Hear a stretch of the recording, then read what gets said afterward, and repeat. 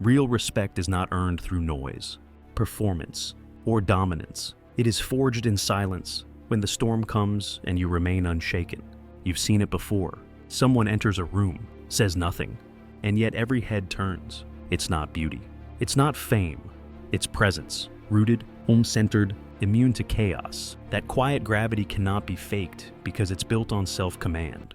The world worships charisma that shouts. The Stoic builds charisma that radiates calm. Marcus Aurelius wrote, "Be like the cliff against which the waves continually break. Yet it stands firm. True strength is invisible control." The man or woman who has mastered themselves doesn't need to demand attention. It naturally gravitates to them. Respect follows discipline, not noise. If you want that kind of power, you must eliminate the silent habits that weaken your presence and destroy your command from within. You think humility means shrinking. It doesn't. When someone praises you and you immediately deflect, "Oh, it's nothing. I just got lucky." You are not being humble. You are rejecting connection. Every compliment is a bridge of energy, and you burn it the moment you push it away. The Stoic accepts praise without pride and without guilt. Why? Because they see it as neither worship nor judgment, but acknowledgement. When someone says, "You did well," you look them in the eye, breathe, and say, "Thank you." That's it. No nervous laughter, no denial, no awkward self-criticism. Epictetus taught that arrogance and false humility are two sides of the same coin, both centered on the ego. Gratitude, on the other hand, is freedom from the ego. So practice receiving with strength. The ability to hold appreciation calmly is one of the purest signs of inner mastery. Most people destroy their peace not through events, but through imagination. Someone forgets to text you back. You assume rejection. A stranger frowns. You assume judgment. Your mind spins stories, and you suffer from illusions of your own creation. This is emotional self-sabotage disguised as awareness. The Stoics called it pathe, unnecessary disturbances born from false interpretation. Marcus Aurelius warned, "If you are pained by anything external, it is not the thing itself that disturbs you, but your judgment about it. You lose control the moment you assign negative intent to what you don't fully understand." When the world feels hostile, slow down. Ask yourself, do I know this for certain? 90% of your pain will vanish. True charisma comes from calm perception, the ability to stay neutral while others drown in assumptions. Control your story, or your story will control you. There's a deadly modern disease, constant performance. You want to be liked, noticed, remembered. So you exaggerate, joke endlessly, or force energy that isn't real. But the harder you try to impress, the weaker your presence becomes. The Stoic knows that attention chases authenticity, not effort. When you no longer crave to be interesting, you become magnetic. Epictetus said, "If you wish to be good, first believe that you are evil." Meaning, admit your need for validation and then kill it. A person who's truly confident can sit in silence, unbothered, and still command the room. Their stillness speaks louder than laughter. Humor should never be a mask. It should flow naturally from calm. Don't perform. Embody. Don't seek approval. Radiate peace. Charisma built on truth lasts forever. Charisma built on effort collapses the moment the crowd leaves. The urge to prove yourself is the enemy of true power. You've seen it. The person who can't stop explaining, correcting, or justifying, they need to win every argument, finish every joke, dominate every room. But what they don't realize is this: every time you fight to prove your worth, you confess that you doubt it. The Stoic warrior never wastes energy on validation.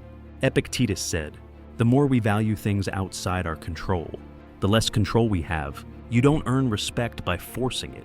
You earn it by demonstrating restraint. Let the insecure man shout. You stay still. Let others race to speak. You stay grounded. When you stop chasing the last word, people listen more to your silence than to their own voices. The calm man always wins, not because he conquers others, but because he refuses to be conquered by his own ego. The need to outshine others is a subtle poison that kills presence. When someone else is praised and you rush to add, "I did that too," or actually, "It was my idea," you lose more than respect. You lose your inner center. Seneca said, "He who seeks applause is dependent on the clapping of others." A Stoic doesn't compete for admiration. He reflects light instead of stealing it. True leaders let others shine because they understand that light is not limited. It multiplies when shared. The insecure crave credit, the disciplined create impact. In every room, there's someone who quietly amplifies others, and people feel safer around them.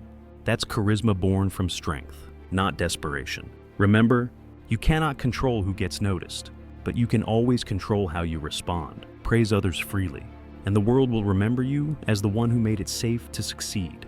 Insecure people explain too much. They justify every choice, every action, every silence. But over-explaining is just disguised fear, the fear of being misunderstood. The Stoic understands this. What's true needs no defense. Marcus Aurelius wrote, "Waste no more time arguing about what a good man should be. Be one, stop trying to make others understand your value. Live it so clearly they cannot ignore it. When you speak less, your words gain weight. When you act without explaining, your actions gain power. The world listens more to calm certainty than to anxious persuasion. You don't need to prove your intelligence, your goodness, or your strength. You only need to live it consistently. People who constantly justify themselves reveal a silent insecurity. They still depend on others for validation. Real confidence doesn't argue. It demonstrates, let your discipline speak for you. The moment you react, you lose command. Someone criticizes you, and your pride explodes. Someone disrespects you, and your voice rises. You think you're defending yourself, but in truth, you're surrendering control. The Stoics saw reactivity as slavery, emotional dependence on others' behavior. Epictetus warned, "No man is free who is not master of himself." Every outburst is proof that someone else owns your peace. Real power lies in response, not reaction. When someone attacks your ego, do nothing. Breathe, observe, let silence do the work. The calm one always controls the direction of energy. You cannot be both reactive and respected. The world bows to those who stay centered while others lose control. When you train yourself to stay composed under pressure, you rise above the noise, and that quiet discipline becomes your greatest weapon. Weak minds fear silence because in silence, they must face themselves. They fill every pause with noise, every space with words, just to avoid confronting their inner chaos. But silence is where real presence is forged. Marcus Aurelius reflected, "Nowhere can man find a quieter or more untroubled retreat than in his own soul." When you can sit still without needing to entertain or distract, you radiate stability. People instinctively trust those who are comfortable with stillness. Why? Because silence signals security. It says, "I do not need your attention to feel complete." Every great leader, warrior, or philosopher knew this truth. Silence is strength disguised as peace. So the next time a moment goes quiet, don't rush to fill it. Let it breathe. Let others feel your calm. True dominance isn't loud. It's the gravity of someone who no longer fears their own depth. The desire to be liked is the silent killer of all inner power. You bend your tone, your words, even your principles just to stay accepted. But every time you trade truth for approval, you lose a piece of your soul. The Stoics live by one law: seek to be good, not liked. Epictetus said, "If you want to improve, be content to be thought foolish and stupid." You cannot grow if you're addicted to being understood. You cannot lead if you need everyone's validation. Approval is a leash. Discipline is freedom. The moment you stop chasing acceptance, you start commanding respect. People sense it. They feel your self-containment, your refusal to beg for belonging. Charisma isn't about pleasing everyone. It's about being real enough that even your silence carries conviction. The Stoic doesn't perform for the crowd. He stands, calm and alone, and the world eventually turns to listen. Most people think emotions are commands. They feel anger and obey, feel fear and retreat, feel doubt and surrender. But emotions are not orders, they're signals. The Stoics mastered this truth long before modern psychology caught up. Marcus Aurelius reminded himself daily, "You have power over your mind, not outside events. Realize this, and you will find strength. Your feelings are data, not destiny." A Stoic doesn't suppress emotion, he studies it. He asks, "What is this feeling trying to teach me?" When you learn to separate stimulus from reaction, you reclaim sovereignty. The calm man still feels everything, he just doesn't kneel to it. This discipline turns chaos into clarity. Control your inner world, and the outer world loses its grip. Charisma is not emotionless, it's emotionally governed. Passion under command, not passion in command. Nothing kills respect faster than dissonance. You speak about growth, but you don't follow through. You promise discipline, but you break your word to yourself. The Stoics despised hypocrisy because it divides the soul. Seneca said, "A man is as great as the things he dares to commit himself to." Every time you betray your own standard, your confidence erodes a little more. Integrity is not a moral decoration, it's the backbone of power. When your actions and words align, people trust you without question. You no longer need to convince anyone of your strength. They feel it. Discipline is your silent testimony. You don't announce your commitment, you live it. Quietly, repeatedly, until your consistency becomes your charisma. When you let someone's words decide your emotions, you hand them your peace like a gift. They smirk, and you spiral. They ignore you, and you crumble.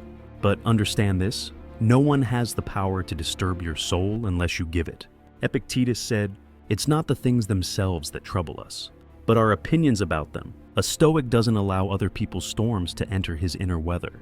He remains steady while the world shakes. Every reaction is a choice, and calm is the highest form of intelligence. When you rise above emotional dependency, you become untouchable. The same insults that once wounded you now roll off like rain on marble. That's charisma at its highest level. Not the power to control others, but the strength to remain unshaken when others lose control.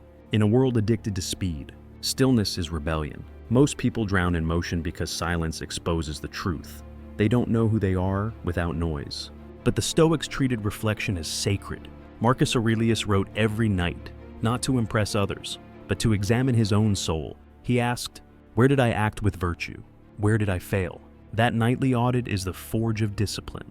Without reflection, you repeat your mistakes. With reflection, you refine them into wisdom. Every morning and every evening, withdraw into yourself for a few minutes. No phone, no distraction, just awareness. The man who learns to observe himself becomes his own teacher. Stillness doesn't slow your progress, it multiplies it. Because when you know yourself deeply, your actions become precise, and your presence becomes unshakable. Words shape perception.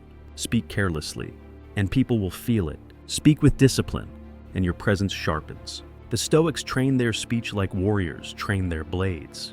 Every word intentional, every silence strategic. Seneca advised, "Let your speech be brief and precise." When you talk too much, you dilute your energy. When you speak with clarity and restraint, you project authority without effort. Charisma isn't about volume, it's about weight. Each word should land with purpose, built on truth, not impulse. Before you speak, ask yourself, is this necessary? Is it kind? Is it true? Most of the time, silence will serve you better. The disciplined man doesn't talk to fill space, he talks to command it. And in that restraint lies the rarest kind of respect, the kind that doesn't have to be asked for. Charisma isn't about charm, looks, or performance, it's about mastery.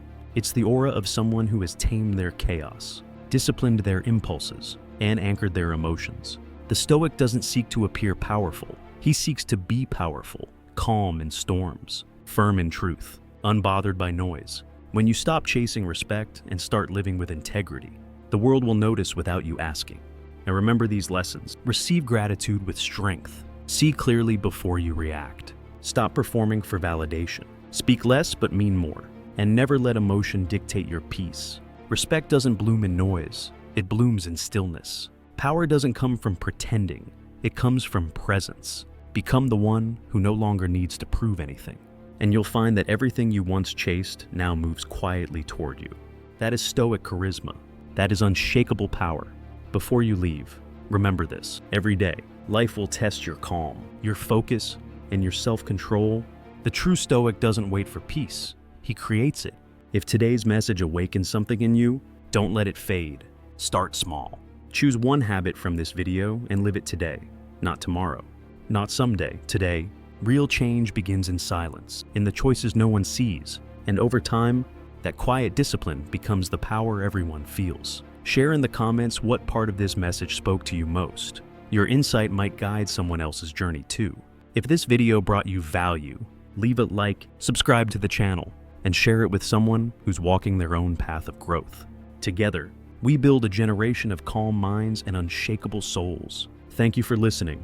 This is Stoic Psychology, where wisdom becomes action.